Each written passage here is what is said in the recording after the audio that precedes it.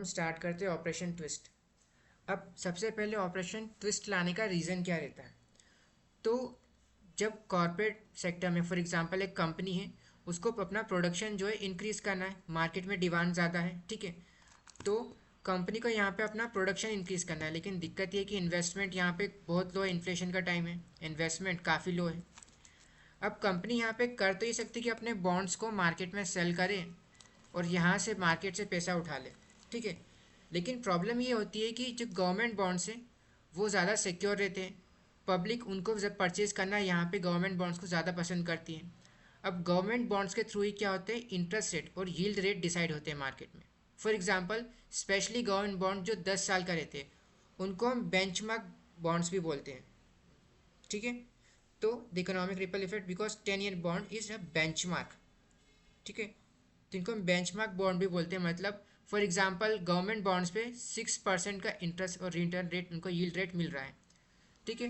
तो यहाँ पे कॉर्पोरेट को कंपटीशन देने के लिए और एक अच्छा कंपटीशन देने के लिए एटलीस्ट 6.5% तो देना ही पड़ेगा या फिर 7%, क्योंकि ऑब्वियसली बात है गवर्नमेंट बॉन्ड्स जो है ज़्यादा सिक्योर्ड है, तो ऑब्वियसली बात है लोग ज़्यादातर गवर्नमेंट बॉन्ड्स परचेज करना पसंद करेंगे।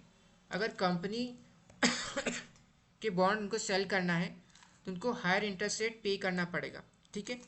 जिसकी वजह से क्या होता है, कंपनीज और कॉरपोरेट सेक्टर जो है मार्केट से पैसा नहीं ले पाते हैं।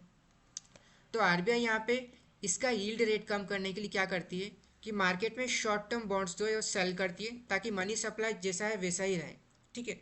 लेकिन यहाँ पे लॉन्ग टर्म बॉन्ड्स को परचेज करना स्टार्ट कर देती है। अब जब आरबीआई लॉन्ग टर्म बॉन्ड्स को परचेज करती है तो मार्केट में इसकी डिमांड जो है एकदम से बढ़ जाती है, ठीक है। अब मार्केट में अगर इसकी डिमांड बढ़ गई है तो क्या होगा, इसका यील्ड रेट गिर जाएगा। यील्ड रेट मार्केट में बॉन्ड की प्राइस अप हो जाएगी, यील्ड रेट डाउन हो जाएगा, ठीक है। जिससे क्या होगा, बॉन्ड की प्राइस बढ़ेगी और यील्ड रेट डाउन होगा। जिससे क्या होगा, फॉर एग्जांपल पहले आपको गवर्नमेंट बॉन्ड में इन्वेस्ट करने पे 6% का रिटर्न्स मिल रहे थे, अब इसको हट के 4% के रिटर्न्स मिलेंगे। मतलब आपको फ़ायदा अब कम हो रहा है इस गवर्नमेंट बॉन्ड से। तो अब यहाँ पे जो कंपनी अपने बॉन्ड्स इजीली लॉन्च कर सकती है वो यहाँ पे 6.5% पे या फिर इससे भी कम 5% पे एटलीस्ट अपने बॉन्ड को मार्केट में लाके यहाँ से मार्केट से पैसे ले सकती है, ठीक है। लेकिन कि चूँकि आरबीआई यहाँ पे गवर्नमेंट बॉन्ड्स ला जो लॉन्ग टर्म बॉन्ड्स उनको सेल कर रही है और शॉर्ट टर्म बॉन्ड्स को यहाँ पे सॉरी लॉन्ग टर्म बॉन्ड्स को यहाँ पे परचेज कर रही है, लॉन्ग टर्म बॉन्ड्स को परचेज कर रही है और शॉर्ट टर्म बॉन्ड्स को सेल कर रही है, तो मार्केट में मनी सप्लाई तो सेम ही है, मार्केट में लोगों के पास पैसे तो अभी भी है। बस फ़र्क इतना है कि अब यहाँ पे कॉर्पोरेट सेक्टर इजीली अपने मार्केट से और बॉन्ड मार्केट से इजीली पैसे ले सकते हैं और इन्वेस्टमेंट और अपना जो प्रोडक्शन है उसको इंक्रीज और बढ़ा सकते हैं।